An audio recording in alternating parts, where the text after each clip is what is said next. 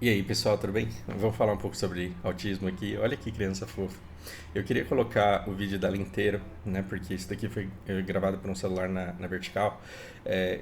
Mas eu não quero que o uniforme dela apareça, porque eu não preciso dar tanta informação de graça assim. Eu confio em todos vocês, mas eu acho que determinadas informações não tem que consultar e eu acho que eu protejo muito a Lana quando eu faço isso. Embora eu moro numa cidade tão pequena que alguém que tiver um pouco de afinco vai conseguir encontrar essa escola, não tem nenhum problema. Mas aí não sei porque essa pessoa faria isso. Ah, olha pra essa criança. Eu tava hoje com a Lari aqui no quarto e a gente começou a falar da Lana e aí eu mandei um nha e depois eu dei o espaçamento da música e falei em A de novo. E aí a Lari já entendeu o que que tava rolando e ela deu o tempo da música e falou um T, porque ela entendeu que eu tava falando da borboletinha, tá na cozinha. E aí ela continuou dizendo, fazendo chocolate. A gente só deu tempo da música e começou a cantar. E esse foi um momento muito foda, porque é como se a gente estivesse cantando com a Lana do jeito que a Lana canta. Ela ainda não fala por conta do atraso da fala do autismo, mas é para mostrar que ela tá ligada no que tá acontecendo. Ela fica terminando ah, as estrofes. ah, e, e olha a leveza dessa criança, né? Quando você olha para ela, ela não tem aquele olhar pesado do autista que leva grito, que leva xingo, que é desrespeitado, que é maltratado todos os dias por não corresponder ao que se espera dela. A Lana ela tem uma leveza e dá pra ver que embora ela tenha um isolamento ontológico heurístico, a gente vai falar sobre isso daqui a pouco, embora ela tenha esse isolamento ontológico heurístico, ela é super leve e ela é feliz e ela se mistura e ela participa e ela adora brincar e ela adora estar no meio de todo mundo. E então o nível de autismo dela é muito baixo e é muito típico e sim, do mesmo jeito que não existe uma pessoa igual a outra, não existe um autista igual a outro. E aí eu encontro esse canal aleatoriamente e aí esse cara me leva para um texto de uma revista Marie Claire e eu escuto esse depoimento a respeito de uma pessoa autista. O Vitor Fadu é uma das mentes mais criativas que eu já conheci, sempre me surpreende. Ele possui caminhos mentais específicos e faz coisas com uma lógica muito particular. Nas nossas conversas, ele diz que o autismo faz perceber o mundo de uma forma completamente diferente de nós, mentes neurotípicas. E que isto não é apenas um detalhe que está em sua mente. O autismo é a sua mente e é onde o seu neurodesenvolvimento ocorreu e impacta tudo. Acompanhe diariamente as dificuldades do Vitor e me encanta com sua força de vontade de passar por cima de tantos problemas. Os textos aqui continuam e aqui a gente está escutando o Karnal, Leandro Karnal, filósofo, falando sobre o marido dele. E aqui tem uma outra uma fala do próprio marido dizendo assim: sofri muito imaginando que era burro, porque eu não conseguia acompanhar meus colegas na escola, não conseguia entender nada, não conseguia aprender nada. Eu tinha pavor de saberem das minhas dificuldades, ou seja, eu tinha pavor de saberem que eu era autista e que eu não conseguia acompanhar a sala. Se eu soubesse do autismo logo quando criança, eu creio que tudo teria sido diferente. Isso comove, cara. Isso é pior do que ser expulso pela mãe evangélica por ser gay. Assim, é muito doloroso. É, tem mais fala dele aqui. A neurodivergência não é algo raro no mundo pop. Não tivemos não tive acesso a pediatras e o autismo nunca tinha sido descoberto. É engraçado, eu descobri que o Karnal ele tem um marido é, autista e é engraçado porque aí vai aparecer um monte de gente criticando várias coisas, entre elas a diferença de idade entre eles, porque sim, as pessoas nunca estão satisfeitas com os casais que formam e que são felizes, mas isso me lembrou essa conversa. E essa conversa, embora tenha sido postada no canal desse cara apenas um mês, esse vídeo tem mais de 5 anos e é da época em que o café filosófico ele ainda estava acontecendo e acontecendo pra caralho. E nessa época É muito engraçado, né? Porque eu morava muito lá perto de onde acontecia e várias vezes eu pensei em ir. E eu falava, não, depois eu vejo na internet mesmo, porque é mais confortável. Mas acontecia muito perto de onde eu morava esse negócio. E aí aparece uma senhora, e eu não tô aqui pra fazer julgamento. Eu tô aqui pra contar uma coisa que rolou. Por quê? Porque eu não acho que tem lado certo e errado. Existem dois lados muito humanos aqui que vão falar, de perspectivas muito distintas. E agora que eu me coloco no lugar de pai postiço da Lana, eu quero completar com algumas impressões pessoais. Professor Leandro, A senhora anunciou que me faria uma pergunta devastadora. Eu estou preparado, eu estou talvez preparado. não, porque eu acho que você vai aguentar trans. O negócio é o seguinte, eu estava indo tudo até o final e eu estava me fazendo... Realmente, para mim, não é fácil fazer essa pergunta. Não acho graça, peço até desculpa, porque, por um lado, esse aqui não é a hora nem o lugar, e, por outro lado, é aqui exatamente a hora e o lugar. Você é um cara que eu sigo desde muito tempo, a gente já se falou primeiro, e já se falou primeiro, e sigo tanto que tenho todos os seus vídeos, sigo mesmo, né? Mas não sigo assim como você falou, eu sigo e ao mesmo tempo eu penso. Que bom. E num dado momento comecei a perceber que você falou uma coisa que você repetiu hoje aqui, eu vou pedir desculpa, mas é muito, muito forte para mim isso. Você falou, isso aí não é autismo, mas é tal coisa, e todo mundo ri. E o alcance seu é uma coisa que você não tem noção, eu acho.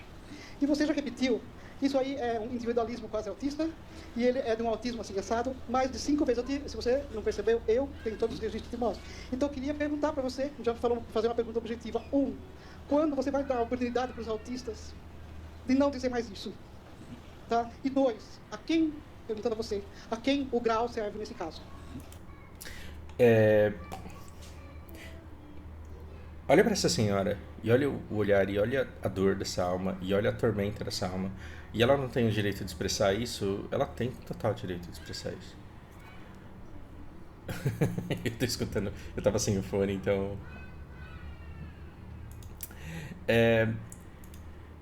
Ela tem todo o direito de pensar dessa forma, e depois, se vocês quiserem, vocês venham aqui e vejam a resposta que o Karnal dá. Eu acho que ela deixa ele meio desconcertado, ele ele se sente injustiçado, dá pra perceber isso também, mas ele acolhe muito bem a senhora. De uma maneira que eu acho que se eu fosse pego de sopetão, eu acho que eu não conseguiria. Eu acho que se eu fosse pego de surpresa, falando assim, você falou isso magoou, eu acho que eu não conseguiria ter tanta classe e desviar tanto e tentar explicar de outra forma, ficando passível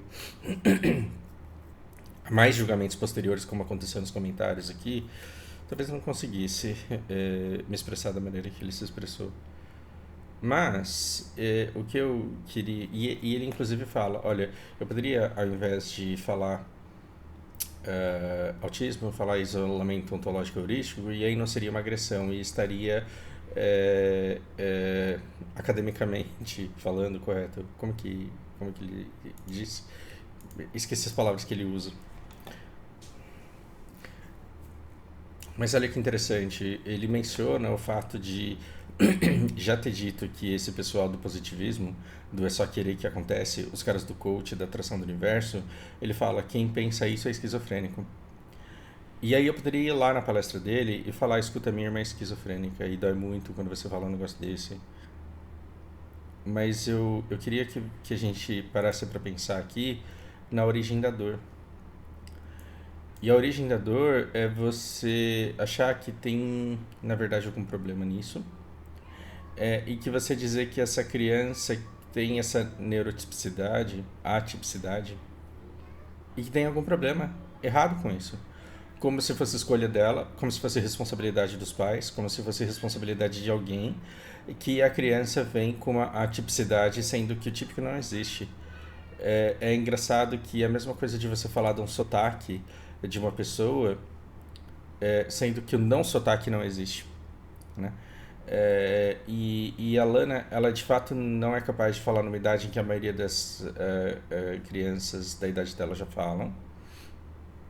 Isso não a torna incapaz de se comunicar, de expressar exatamente o que ela quer, de conseguir exatamente o que ela quer.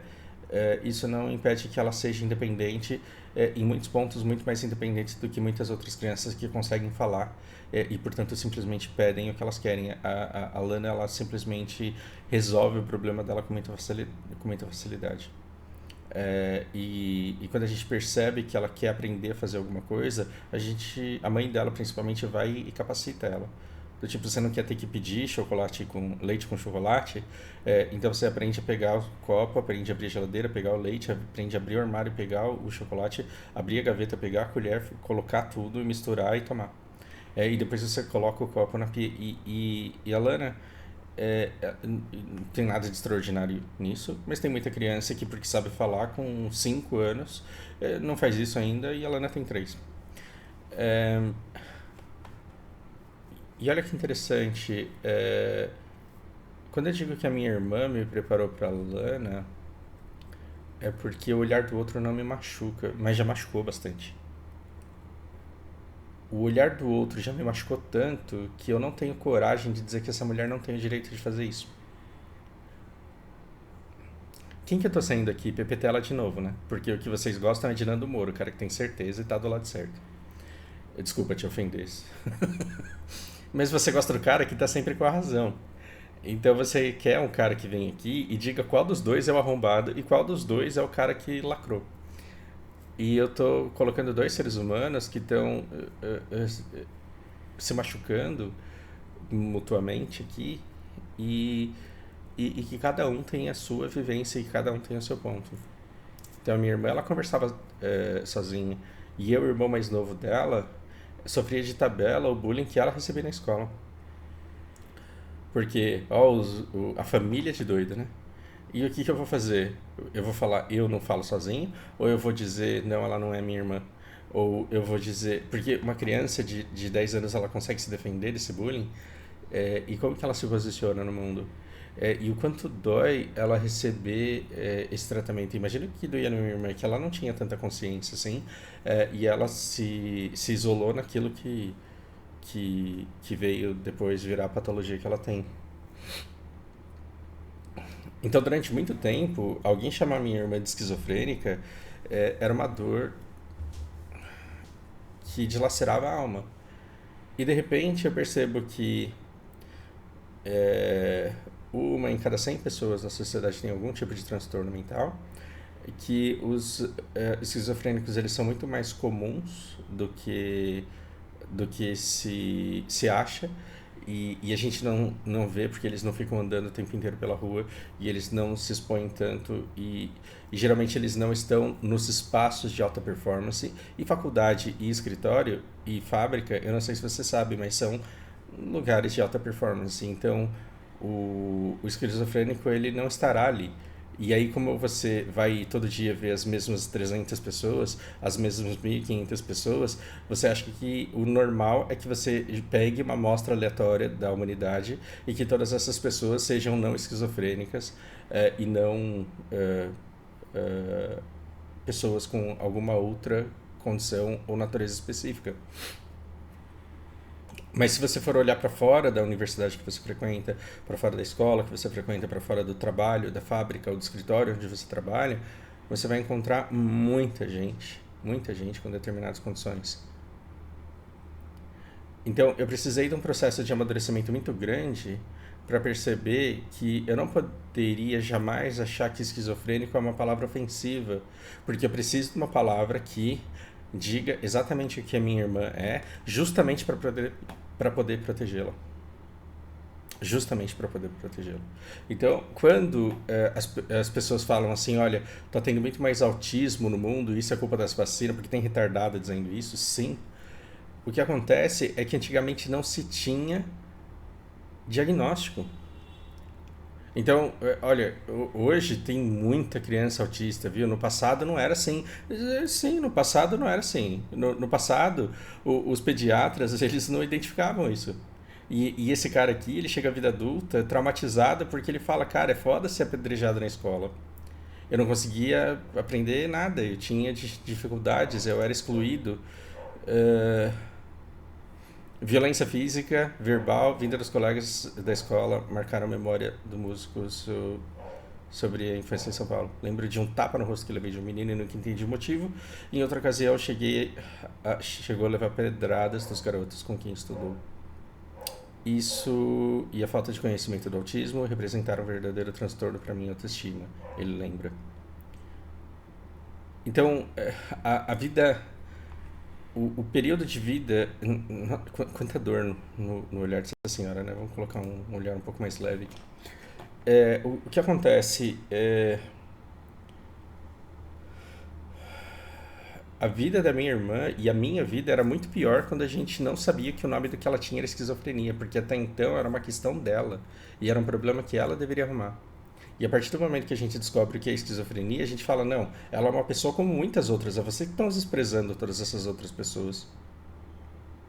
Então, quando você fala, você não deveria falar a palavra autismo. Eu estou distorcendo, porque ela reclama, ela faz uma reclamação muito específica, inclusive vocês escutaram essa reclamação. O problema é que quando você acha que o autismo é uma palavra pejorativa, quando você fala que o autismo é um xingamento, então você está dizendo que essa criança aqui é um xingamento.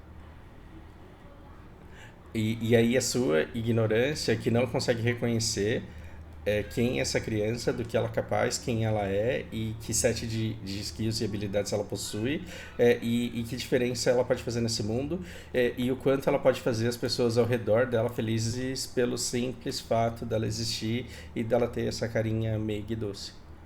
Então quando alguém vem na porta da minha casa e diz: você estacionou o carro na frente da minha porta, seu imbecil, é com você que eu tô falando, seu autista, o que eu vou fazer?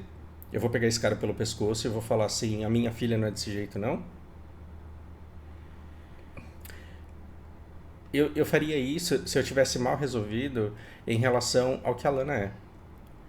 E a Lana, embora ela esteja no espectro autista, o autismo não a resume. Assim como Japa não me resume. Assim como o professor de inglês não me resume. Assim como o gamer não me resume. Vocês estão vendo que uma determinada característica de uma pessoa é só uma característica e a minha irmã é muitas outras coisas além de esquizofrênica e a Lana é muitas outras coisas além de autista e que quando alguém fala, meu, presta atenção, você parece um autista aí, isso não é agressividade contra é escroto, mas cara, as pessoas que usam essas palavras elas usam para machucar, elas usam com a intenção de machucar. E quem deveria se sentir ofendido? A pessoa que está sendo chamada de autista sem que seja? Sim, isso é uma agressão a ela. Agora, as pessoas dentro do espectro autista têm que se ofender porque o outro está acusando alguém falsamente de ter as dificuldades que ela tem para viver o mundo. Eu não consigo achar que isso é uma ofensa. E aí você pode me chamar num canto e falar, não, cara, eu vou te provar que isso é uma ofensa. E aí, o objetivo desse vídeo, né? Você pode até me provar que é uma ofensa, mas você não vai conseguir fazer com que eu me sinta mal e eu me sinta ofendido. Então eu não quero pensar igual a você, porque pensar do jeito que eu penso me favorece. Pensar do jeito que eu penso me favorece, porque eu acho que saber o que é autismo e saber simplesmente falar para as pessoas que ela não é autista me poupa um enorme trabalho de ter que explicar um monte de outras coisas. E quando eu estou com pressa, eu falo, desculpa, pesquisa o que é autismo que você vai entender o comportamento dela. Olha que foda isso. Lana tem uma crise no meio do supermercado, ela começa a gritar e um monte de gente em volta acha que isso é um tremendo desrespeito e uma tremenda falta de educação. E essa pessoa vem tirar satisfações comigo e fala assim, porra, controla e educa a sua filha. O que eu posso dizer? Tá vendo esse crachá aqui? Pois é, ela tem um crachá dizendo que ela é autista. Pesquisa sobre autismo, você vai entender o porquê, mas me desculpa o transtorno causado. Esse cara, ele pode, por acaso, voltar para casa e pesquisar o autismo. E ele pode descobrir que autistas, quando não têm o controle da situação, se desesperam. E que, por desequilíbrio emocional, eles podem começar a chorar, podem começar a gritar e podem começar a se bater. E aí esse cara, ele pode, depois de amanhã, falar, meu Deus, como eu fui escroto com o cara, e como eu fui escroto com a menina. E talvez a gente se trombe no mesmo supermercado, porque afinal de contas, se a gente se trombou no supermercado porque a gente mora perto um do outro, eu posso encontrar com esse cara na padaria no outro dia. E esse cara pode olhar pra mim e falar assim, pô, cara, foi mal. E eu posso simplesmente dizer pra ele, tá tudo bem, Fica tranquilo. Então, isso é muito melhor do que olhar pro cara e falar: esse é o arrombado que fez um escândalo no supermercado porque ele não entende o que é autismo, esse imbecil. Deve ser autista também, esse bosta. Tá vendo que alguém tem que quebrar o ciclo do ódio? Alguém tem que quebrar o ciclo do ódio e alguém tem que parar de se doer. E se você tem força para parar de se doer, que seja você. Porque aí você abre espaço para aquele que não tem força de parar de se doer não ser forçado a fazer isso sem ter condições de fazer isso. E é o que o Karnal faz e é por isso que ele conseguiu mais ainda a minha admiração nessa conversa. Porque ele poderia muito bem escrachar essa mulher e falar: mano, você tá sendo retardada porque você tá viajando.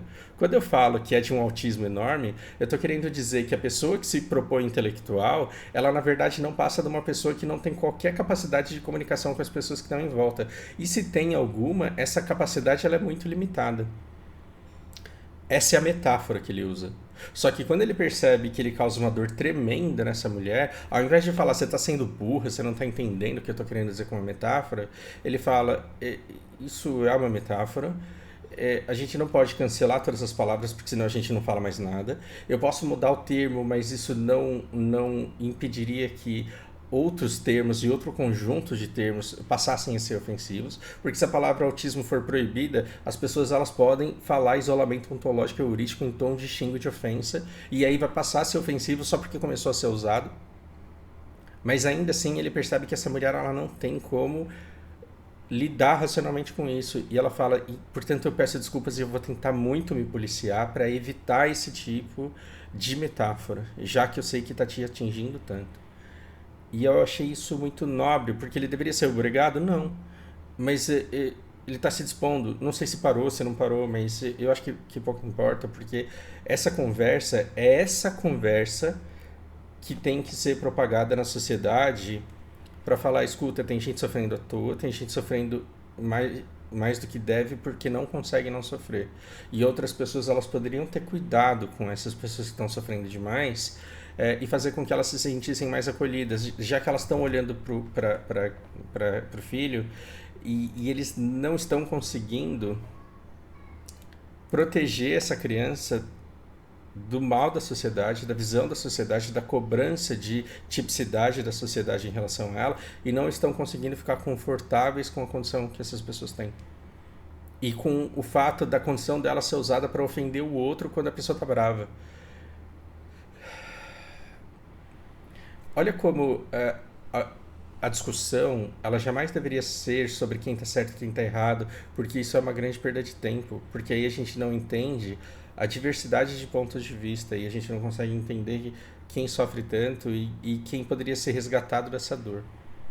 Se você tem força, a força necessária para parar de sofrer quando alguém chama o seu filho de autista, você deveria, por obrigação, fazer uso dessa força para parar de sofrer, para se tornar um muro de pedra, para que qualquer pessoa que falasse: ei, mãe de autista, fizesse você dar risada, né?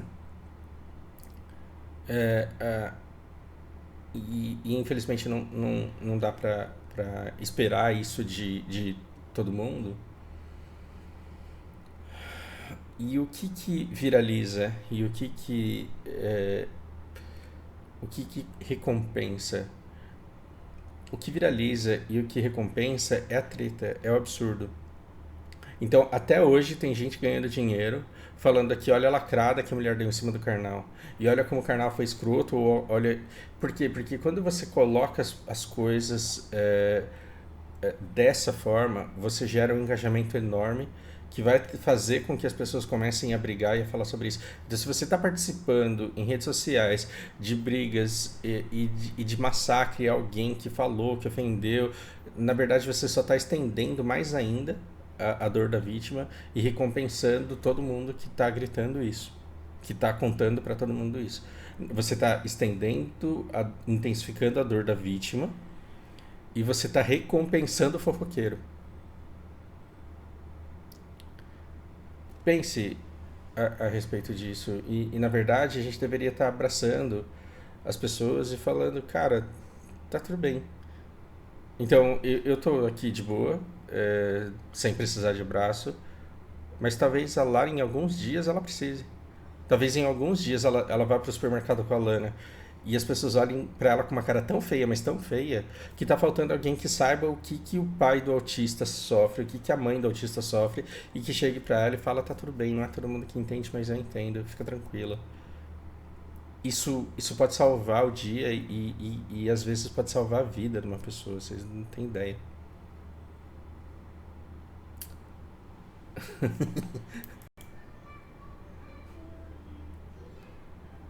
Vê se tem alguma coisa de errada com essa criança. E você pode vir aqui e falar, sua filha é uma autista, e eu vou falar, cara, olha que linda. Muito foda.